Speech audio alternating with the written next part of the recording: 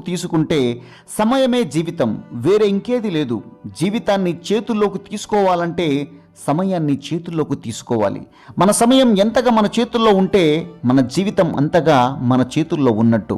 మన సమయం మన చేతుల్లో ఉండటం అంటే మనకున్న సమయంలో మనం అనుకున్న ప్రణాళిక ప్రకారం అనుకున్న పనులు చేయటం, అనుకున్న దారిలో వెళ్ళటం, అనుకున్న సాధన చేయటం, అనుకున్న వారితో సమయం గడపటం, అనుకున్నది నేర్చుకోవటం. ఇలా మనం అనుకున్నవి మన చేతుల్లో ఉంటే మన చేతిలో ఉన్న సమయంలో మనం చేయగలుగుతాం. అదృష్టం ఎప్పుడూ మన చేతుల్లో ఉండదు. కేవలం నిర్ణయాలు మాత్రమే మన చేతుల్లో ఉంటాయి. మనం తీసుకునే నిర్ణయాలే మన అదృష్టాన్ని నిర్ణయిస్తాయి. 100 ఏళ్ల జీవితాన్ని 2 అక్షరాల ప్రేమ శాసిస్తుంది.